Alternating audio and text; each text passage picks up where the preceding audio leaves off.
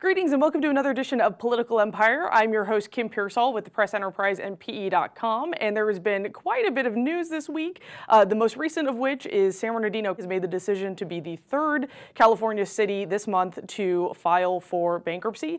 Chapter 9, according to the municipal code. They're going to be doing that shortly, and we've had video analysis of that, and I'll get to that a little bit later on. But in addition to that news, there's been also quite a bit of other political news. We're going to talk a little bit about the Hemet councilman who resigned abruptly on Tuesday night. We're also going to talk about who's taking sides in Riverside's mayor race. And also, till death, there are Riverside County supervisors who can now marry couples. Also, high-speed high-five. We're going to talk about high-speed rail getting its funding. And also, red light no-go. Riverside is debating whether or not to keep or get rid of their red light camera system. Also, we're going to talk a little bit about the controversial eminent domain proposal in San Bernardino County. We're going to talk to Jim Miller in Sacramento about a recent field poll that looked at pension changes and proposals. And finally, we're going to talk to Ben Goad in Washington, D.C. about Dianne Feinstein, being challenged to a debate by her Republican challenger. So first, just a little bit about the San Bernardino bankruptcy. Like I mentioned before, it is the third city in California to file for Chapter 9 bankruptcy. This is because they were running at a deficit and there was just no way to recoup the funds.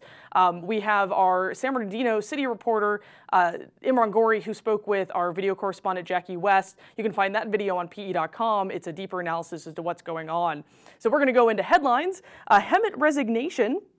Jerry Franchville, a full-time Riverside County Sheriff's investigator and a Hemet councilman since 2008, up and resigned effective immediately on Tuesday night.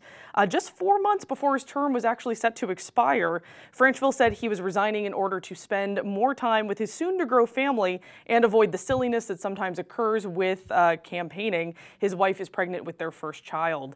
Taking sides in Riverside, Ed Atkinson won his second endorsement from a sitting councilman in his run for mayor. He already had Chris MacArthur on his side. Now he has Steve McAdams too, or Steve Adams, not McAdams. Mike Gardner has backed city councilman Rusty Bailey for his run for mayor. Till death, you can now say I do to a Riverside County supervisor. Governor Jerry Brown this week signed a bill allowing county supervisors to marry couples. That puts them in the same category as judges, members of Congress, and state lawmakers in having that power to officiate weddings. High-speed high-five, high-speed rail got its state funding just barely. The Senate voted 21-16 to spend $4.7 billion of voter-approved bond money to finance the very first phase of the project. Also, red light no-go. Red light cameras will stay in Riverside for at least 2 more months after a marathon Tuesday night meeting with Mayor Ron Loveridge casting only his third tie-breaking vote in 18 years. Yes, that's 18 years. He's only done it 3 times. The council voted to delay deciding whether to ditch the cameras or keep them. And that's our headlines. We're going to come right back. Actually, I'm going to talk a little bit about eminent domain, the controversial proposal in San Bernardino County. They proposed this bold move to use eminent domain powers to seize underwater loans for homes worth far less than when the homeowner first purchased them. The aim is essentially to lower payments for those homeowners, but critics say it would make it less likely for banks to lend to those interested in buying in the area. The proposal has also been developed largely in secret so far, since the county's administrative officer signed a confidentiality agreement with the private company that proposed this eminent domain proposal, and that is San Francisco-based Mortgage Resolution Partners. How will this work exactly? Well, the details are still thin, but it looks like the county would seize the loan. And again, it's seizing the loan, not the home, but private investors would fund the purchase and get an agreed upon fee. Fitch Ratings, though, says an estimated $7 billion in mortgage-backed securities bonds could be in limbo as a result. Investors in the bundled mortgage-backed securities would suffer the loss of the difference between the loan's current market value and its original value. On Friday, the county will form that joint powers authority with the cities of Fontana and Ontario to begin looking at how they can make this happen. Again, this is just kind of the procedural meeting where they're going to form this JPA and talk about the next step. So we'll see how that goes. Our next step will be going to Jim Miller in Sacramento to talk about a recent field poll where voters were polled on their opinions about pension measures.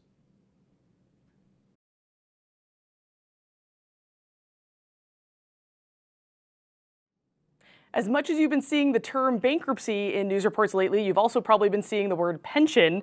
Voters' opinions on government pensions are largely unchanged from a few years ago based on a recent field poll. 37% think they are too high, 36% think they are about right, 17% believe they are too low, and 10% have no opinion. But what's new is that 67% of those voters favor establishing an upper limit when calculating public employees' pension benefits, and 60% want to increase the minimum age at which public employees can receive those benefits. That's from Jim Miller's most recent story about the California State Field Poll. We have Jim Miller on the line to tell us a little bit more about this. Jim, what's going on with pension right now? Hey, Kim.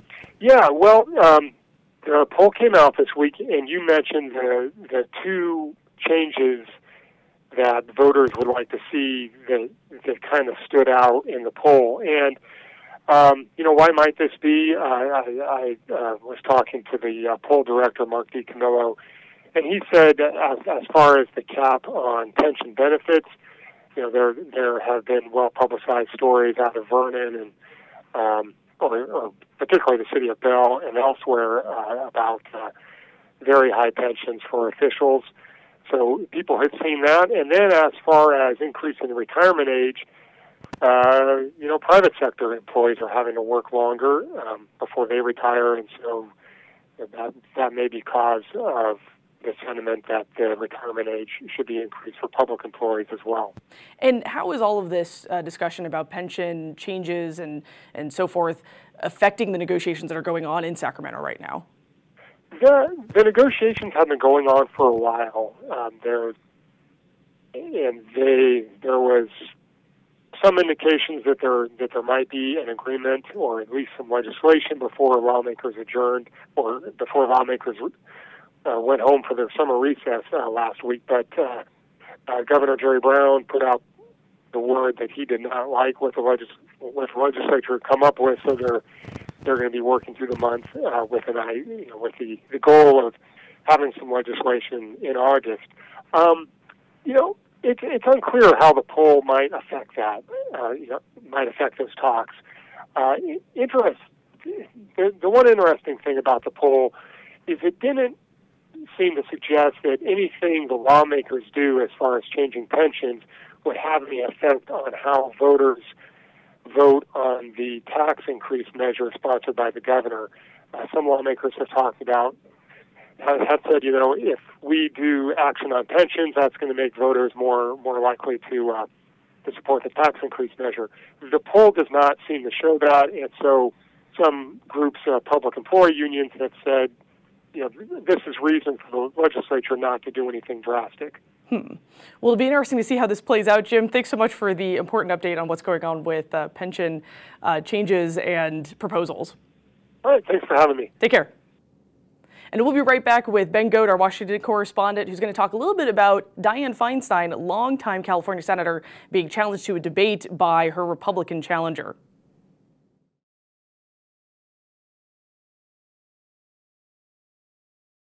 Ben Godar, our Washington, D.C. correspondent, has been watching California's U.S. Senate race, where longtime Democratic incumbent Dianne Feinstein faces a challenge from Republican businesswoman Elizabeth Emken.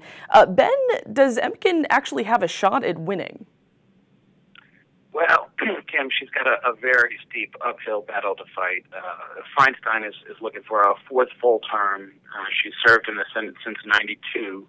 She's got a huge fundraising edge and very solid name recognition. We wrote a field poll story over the weekend showing that Feinstein has a 51 to 32% lead over Emken. What I thought was most telling on the poll was a finding that almost two-thirds of voters don't even have any opinion of Emken at all. But her campaign is spinning the poll as positive. They're trying to ramp up her profile.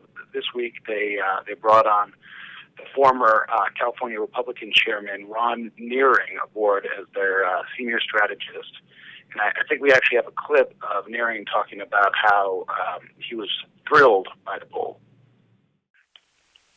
Elizabeth Emken leads 44 to 41 in Orange County and San Diego. She's tied at 43 in the Central Valley. It's a virtual tie in the Inland Empire. There are regions of this state which are very competitive one-on-one, and Dianne Feinstein is underperforming the conventional wisdom that would hold that someone who's been in the United States Senate since 1992, who is part of the Democrat establishment which runs the state, who is part of the Senate majority, who has all of the advantages of incumbency, who has had 6 years to raise money from every interest group in Washington for this race, can barely break 50% against Elizabeth Emkin. This shows that this race is more interesting than the punditry would have said a year or two ago.